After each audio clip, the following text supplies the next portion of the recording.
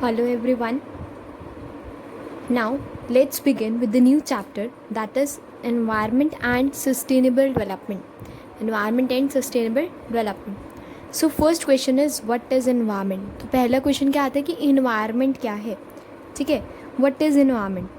तो अगर मैं बात करूँ environment के अंदर क्या आता है, एयर, लैंड, ठीक है, वाटर, ये सारे क्या हैं, ये एयर, वाटर, लैंड, ठीक है, ये सारे इन्वायरमेंट के कंपोनेंट्स है. इन्वायरमेंट के अंदर ही है, एयर आता है इन्वायरमेंट में, लैंड आता है. अगर हम किसी से पूछ लें what is environment, air, land and water. But साथ ही साथ एक तो ये हो गया एयर, लैंड एंड वाटर, साथ ही साथ इनका रिलेशनशिप किन के साथ, हमारे साथ, वो भी इन्वायरमेंट की बात ही है. रिलेशनशिप जो एग्जिस्ट करता है किसका, वाटर, एयर, लैंड, ठीक है, water, air and land with human beings के साथ. ठीक है, वाटर, एयर, लैंड का रिलेशनशिप किसका, ह्यूमन बींग्स के साथ, एनिमल्स के साथ,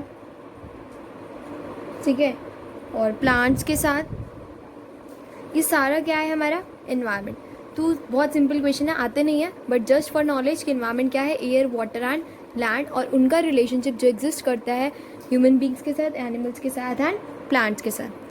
फिर थर्ड पॉइंट आता है कि इन्वायरमेंट के अंदर क्या क्या आता है. इन्वायरमेंट में दो कंपोनेंट्स आते हैं. इन्वायरमेंट में दो कंपोनेंट्स आते हैं. वन इज़ बायोटिक कंपोनेंट्स, ठीक है, जो हम बचपन में पढ़ते हैं, और एक होते हैं abiotic components. Biotic components and abiotic components. Biotic कौन से होते हैं, what do you mean by biotic components, मतलब लिविंग एनिमल्स, लिविंग एलिमेंट्स, ठीक है, लिविंग एलिमेंट्स. और कुछ होते हैं हमारे abiotic components, that is मतलब जो लिविंग नहीं है, ठीक है, विच इज़ फिजिकल एलिमेंट्स, जो हम कह सकते हैं, ठीक है, जिसको हम क्या कह सकते हैं, फिजिकल एलिमेंट्स, फिजिकल एलिमेंट्स. अब बात आते हैं बायोटिक के अंदर क्या क्या आता है. लिविंग एलिमेंट्स, सारे क्रीचर्स लाइक प्लांट्स हो गए, ठीक है, एनिमल्स हो गए, प्लांट्स, एनिमल्स, ठीक है, सारे क्रीचर्स. प्लांट्स भी हमारे किस में आते हैं, ठीक है, बायोटिक के अंदर हमारे आते हैं living elements like plants and animals, ठीक है, ह्यूमन बींग्स के साथ जो उनका रिलेशनशिप है, दैट इज़ बायोटिक. और फिजिकल एलिमेंट्स में हमारे बाकी सारे रिसोर्सेज लाइक लैंड हो गया, ठीक है, क्लाइमेट हो गया, ठीक है, माउंटेन्स हो गए, ये सारे हमारे किसके पार्ट्स हैं, इन्वायरमेंट के पार्ट्स हैं. तो शॉर्ट में ज़्यादा डिफाइन करने के लिए आएगा नहीं, ये तो आएगा नहीं कॉम्पोनेंट की इन्वायरमेंट क्या है. बस शॉर्ट में अगर मेरे को इन्वायरमेंट के 2-3 पॉइंट्स पूछने तो आप बता सकते हो. Environment includes air, water and land, और उनका रिलेशनशिप ह्यूमन बींग्स, प्लांट्स और एनिमल्स के साथ. फिर इन्वायरमेंट में दो कंपोनेंट्स इंक्लूड होते हैं, biotic and abiotic. Biotic means living elements like plants and animals, and abiotic means physical elements like land, climate and mountains. Clear. Next आता है इन्वायरमेंट की इंपॉर्टेंस या फंक्शंस ऑफ एनवायरनमेंट. एनवायरनमेंट क्या करता है, क्या काम है एनवायरनमेंट का, फंक्शंस ऑफ एनवायरनमेंट, ठीक है, बहुत बेसिक क्वेश्चंस है और बहुत बेसिक सा चैप्टर है. फंक्शंस ऑफ एनवायरनमेंट में क्या आता है, एनवायरनमेंट हमें क्या प्रोवाइड करता है, एनवायरनमेंट के क्या फ़ायदे हैं. एनवायरनमेंट हमें क्या देता है, रिसोर्सेज, क्या देता है, रिसोर्सेज फॉर प्रोडक्शन.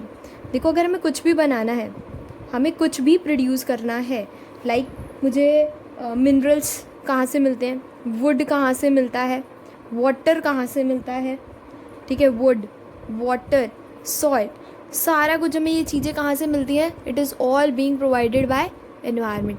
ये सारे रिसोर्सेज कहाँ से मिलते हैं हमें, एनवायरनमेंट के, और यही रिसोर्सेज हम यूज़ करते हैं. ये सारे क्या हैं, इनपुट्स, ठीक है, ये सारे क्या हैं, इनपुट्स, और यही इनपुट्स को हम यूज़ करके इसको कन्वर्ट करते हैं किस में, यूज़फुल थिंग्स, मतलब आउटपुट. तो अगर मैं बात करूँ फंक्शंस ऑफ एनवायरनमेंट, एनवायरनमेंट हमें क्या प्रोवाइड करता है, रिसोर्सेज फॉर प्रोडक्शन, मतलब हमें क्या प्रोवाइड करता है, minerals, wood, water, soil, inputs provide करता है, जिसको हम कन्वर्ट करते हैं into the finish goods. Clear. पहला फंक्शन रिसोर्सेज फॉर प्रोडक्शन.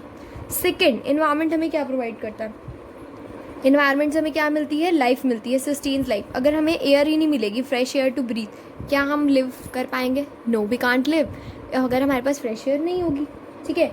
तो इन्वायरमेंट से हमें क्या मिलता है, सन मिलता है, वाटर, एयर, ये सारी चीज़ें हमें कहाँ से मिलती हैं, एनवायरनमेंट से, और इसके बिना लाइफ पूरी नहीं होती.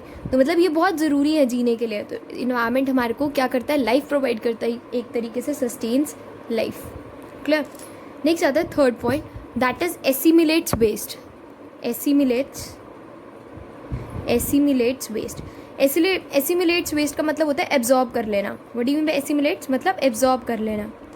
एनवायरनमेंट क्या करता है, वेस्ट को एब्जॉर्ब कर लेता है. वेस्ट को एब्जॉर्ब कर लेना मतलब अपने अंदर समा लेता है. लाइक एग्जाम्पल लेते हैं, जितना भी फैक्ट्रीज़ है, जितने भी प्रोडक्शन होती है, ठीक है, तो जितना भी डिस्चार्ज होता है, फैक्ट्रीज़ का वेस्ट प्रोडक्ट क्या होता है, डिस्चार्ज, तो सारा का सारा कहाँ चला जाता है, हमारा रिवर्स में, ठीक है। इन्वायरमेंट अपने अंदर ही क्या कर लेते हैं, एब्जॉर्ब कर लेते हैं, या फिर सनलाइट की रेज से वो चीज़ें क्या हो जाती है, डीकम्पोज होती चली जाती है और वो क्या हो जाती है, ख़त्म हो जाती है। मतलब इन्वायरमेंट एसिमिलेट्स वेस्ट, इन्वायरमेंट से क्या होता है, इन्वायरमेंट अपने अंदर सारा वेस्ट एब्जॉर्ब कर लेता है, ठीक है। Environment absorbs these waste. और क्या फ़ायदा है इन्वायरमेंट से, हमें क्या होता है, हमारी क्वालिटी ऑफ लाइफ क्या होती है, improve. Fourth point, improves quality of life, improves quality of life. Environment से क्वालिटी ऑफ लाइफ अच्छी हो जाती है। कैसे? Improves quality of life. कैसे? इन्वायरमेंट से हमें क्या क्या मिलता है, एयर, वाटर, ठीक है। अगर हम जहाँ रह रहे हैं हमारे आसपास माउंटेन्स हों, रिवर्स हों, लेक्स हों, तो हमारी लाइफ, क्वालिटी ऑफ लाइफ कितनी अच्छी लगती है ना हमें। तो एक तरीके से हमें इन्वायरमेंट से क्वालिटी ऑफ लाइफ क्या हो जाती है, अच्छी हो जाती है। क्लियर? एक बार इसको रिकॉल करते हैं, हमने जो पढ़ा, 2 टॉपिक्स पढ़े, व्हाट इज़ इन्वायरमेंट और फंक्शंस ऑफ इन्वायरमेंट। इन्वायरमेंट क्या है, मतलब एयर, वाटर एंड लैंड, और उनका रिलेशनशिप जो ह्यूमन बींग्स, प्लांट्स और एनिमल्स के साथ है। इन्वायरमेंट में बायोटिक कंपोनेंट्स भी आते हैं और एबायोटिक कंपोनेंट्स भी आते हैं। फंक्शंस ऑफ इन्वायरमेंट, इन्वायरमेंट के क्या फंक्शंस हैं। इन्वायरमेंट से हमें रिसोर्सेज मिलते हैं जिनको हम कन्वर्ट करके आउटपुट बनाते हैं। इन्वायरमेंट से हमें लाइफ मिलती है, जैसे सन, वाटर एंड एयर। इन्वायरमेंट अपने अंदर वेस्ट एब्जॉर्ब कर लेता है और हमारी क्वालिटी ऑफ लाइफ को अच्छा कर देता है, ठीक है। क्लियर? नेक्स्ट आता है हमारे पास, नेक्स्ट टॉपिक जो हमें कवर करना था, दैट इज, नेक्स्ट टॉपिक आता है हमारे पास, problem related to environment. Problems related to environment, problems related to environment.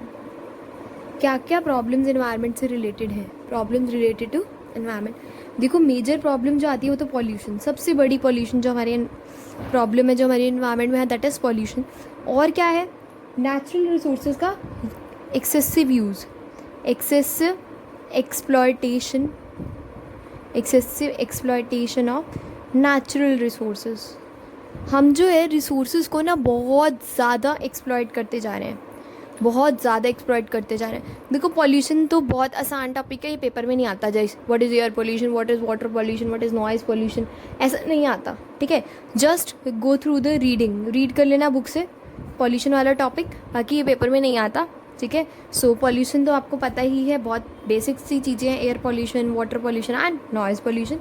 Main हमें जो इसमें पढ़ना है, और कौन सी प्रॉब्लम रिलेटेड है, excessive use of natural resources.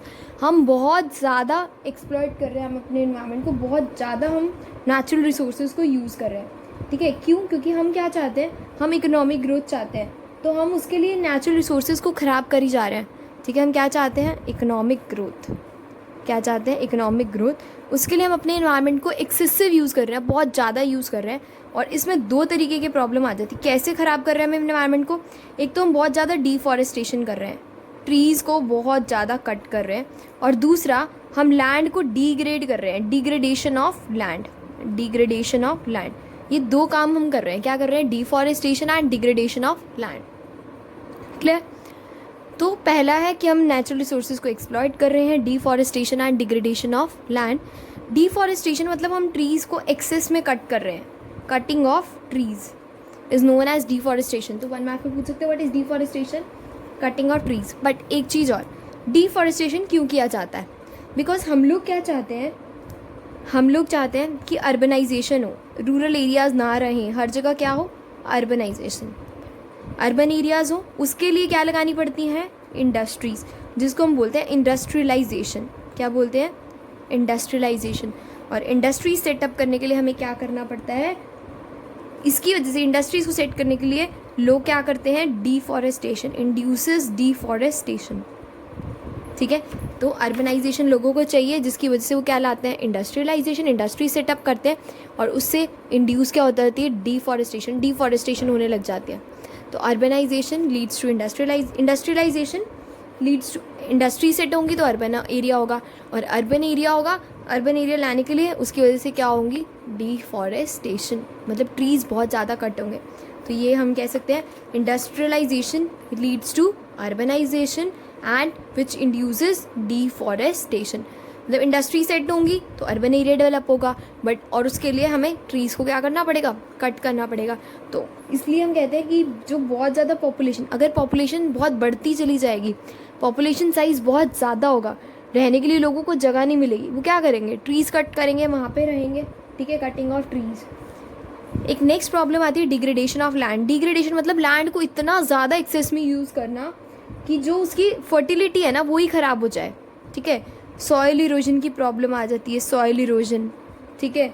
हमारा जो सॉइल है वो सैलिनिटी हो जाता है, और जो वाटर है ना, टॉप वाटर जो होता है वो क्या हो जाता है, बहने लग जाता है, और उसकी फर्टिलिटी क्या हो जाती है, कम। तो what is degradation of land? Degradation of land क्या होता है, सॉइल की फर्टिलिटी का कम होना, सॉइल की फर्टिलिटी का कम होना। क्लियर? एक बार रिवाइज कर लेते हैं, quick revision. Problems related to environment, एक तो पॉल्यूशन है, पॉल्यूशन में 3 टाइप्स, कौन कौन से, air pollution, water pollution and noise pollution. Clear? और मेन प्रॉब्लम एक और कौन सी है, नेचुरल रिसोर्सेज को बहुत ज़्यादा एक्सेस में यूज़ करना, क्योंकि हम चाहते हैं इकोनॉमिक ग्रोथ। हम क्या करते हैं, अपना पैसा लगाने के साथ साथ हमें क्या चाहिए, नेचुरल कैपिटल, इन्वायरमेंट भी देखना पड़ता है। हम वहाँ पे जगह भी तो चाहिए, अगर हमारे पास 10 लाख रुपए हैं तो काम करने के लिए जगह भी तो चाहिए, नेचुरल कैपिटल, ठीक है, वो भी चाहिए। इसके लिए हम क्या करते हैं, डिफॉरेस्टेशन या डिग्रेडेशन ऑफ लैंड, बहुत ज़्यादा ट्रीज़ को कट करते हैं, या तो पॉपुलेशन बढ़ जाती है तो हम ट्रीज़ कट कर देते हैं, जगह चाहिए, या फिर वी वांट अर्बनाइजेशन हमें करना है, ठीक है, उसकी वजह से हम इंडस्ट्री सेट करते हैं, जिसकी वजह से डिफॉरेस्टेशन होता है। क्लियर? या फिर डिग्रेडेशन ऑफ लैंड को डिग्रेड करना, मतलब लैंड की फर्टिलिटी जब कम हो जाती है उसको हम क्या बोलते हैं, degradation of land. Clear? We have covered 3 topics today. What is environment, what is importance of environment, environment की क्या इंपॉर्टेंस है या फंक्शंस, और क्या क्या प्रॉब्लम्स हैं एनवायरनमेंट में, वो सब हमने आज डिस्कस किया। Clear? So go through these 3 topics, very simple topics which you have covered in your basic primary classes also. Clear? So just go through these are not much important topics, but just go through these questions once. Okay, thanks for today.